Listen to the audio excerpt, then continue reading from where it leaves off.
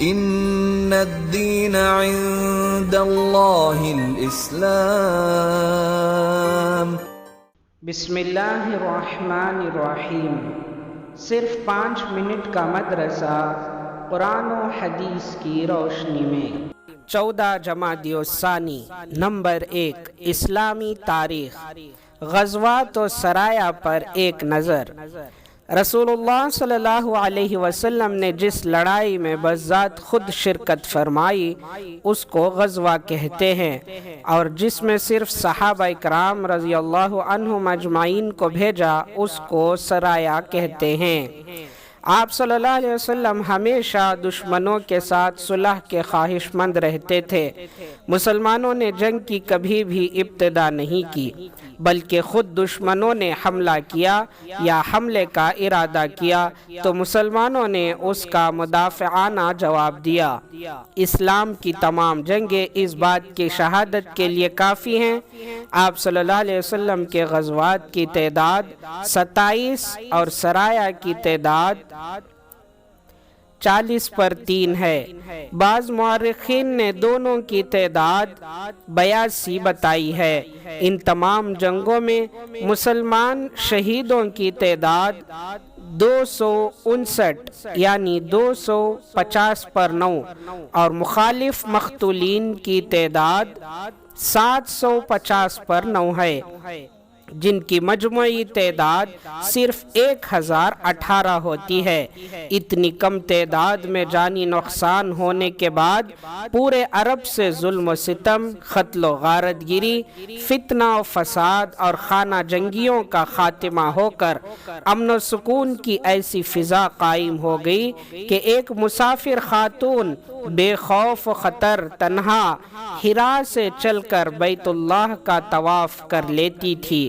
یہ مذہب اسلام کی سچائی، اس کے عدل و انصاف اور اعلیٰ اخلاق کا صدقہ، اور حضور صلی اللہ علیہ وسلم کی پاکیزہ زندگی، بلند اخلاق اور ہر ایک کے ساتھ حسن سلوک کا نتیجہ ہے، جس پر مکہ مکرمہ کی 13 سالہ زندگی بالکل واضح ثبوت ہے۔ نمبر 2، حضور صلی اللہ علیہ وسلم کا معجزہ، بے ہوشی سے شفا پانا۔ حضرت جابر رضی اللہ عنہ فرماتے ہیں کہ ایک مرتبہ میں سخت بیمار ہوا تو رسول اللہ صلی اللہ علیہ وسلم اور حضرت ابوبکر صدیق رضی اللہ عنہ دونوں حضرات میری عیادت کو تشریف لائے۔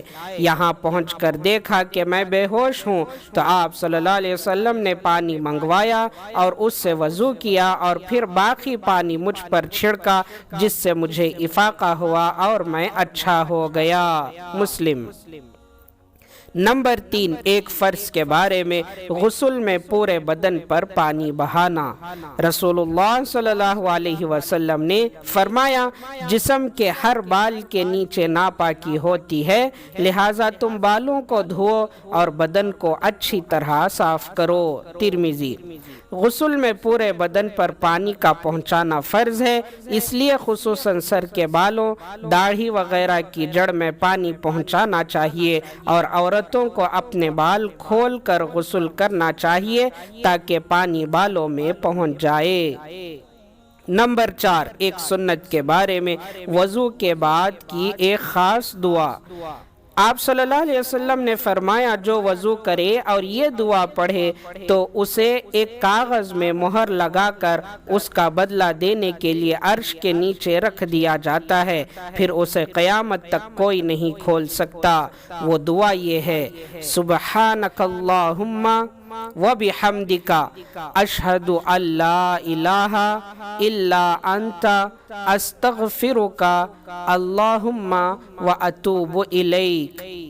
اے اللہ، آپ کی ذات پاک ہے، آپ ہی کے لیے تعریف ہے، میں گواہی دیتا ہوں کہ آپ کے سوا کوئی معبود نہیں، آپ ہی سے مغفرت چاہتا ہوں اور توبہ کرتا ہوں۔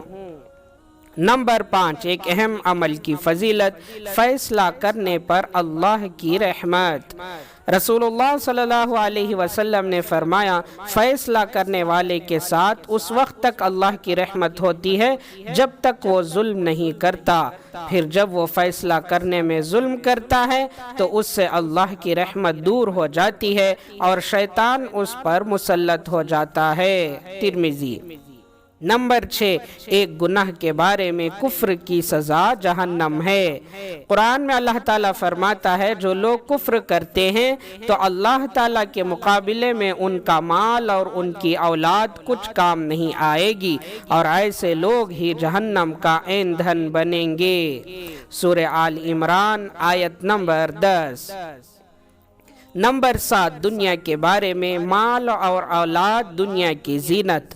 قرآن میں اللہ تعالیٰ فرماتا ہے، مال اور اولاد یہ صرف دنیا کی زندگی کی ایک رونق ہے، اور جو نیک اعمال ہمیشہ باقی رہنے والے ہیں وہ آپ کے رب کے نزدیک ثواب اور بدلے کے اعتبار سے بھی بہتر ہیں اور امید کے اعتبار سے بھی بہتر ہیں۔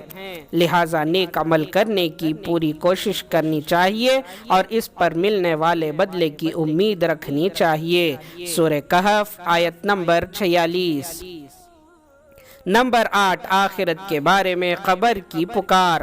رسول اللہ صلی اللہ علیہ وسلم نے فرمایا، قبر روزانہ پکار کر کہتی ہے، میں تنہائی کا گھر ہوں، میں مٹی کا گھر ہوں، میں کیڑے مکوڑوں کا گھر ہوں۔ ترمذی۔ نمبر 9، طب نبوی سے علاج، پچنا لگانے سے آدھے سر کے درد کا علاج۔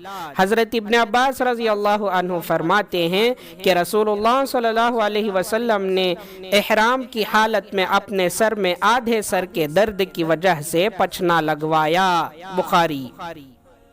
نمبر 10، نبی صلی اللہ علیہ وسلم کی نصیحت۔ رسول اللہ صلی اللہ علیہ وسلم نے فرمایا، اے لوگوں، اللہ تعالیٰ فرماتا ہے کہ اس سے پہلے لوگوں کو بھلائی کا حکم کرو اور بری باتوں سے روکو، کہ تم دعا کرو اور میں تمہاری دعا قبول نہ کروں، اور تم مجھ سے مانگو میں تمہیں عطا نہ کروں، اور تم مجھ سے مدد طلب کرو اور میں تمہاری مدد نہ کروں۔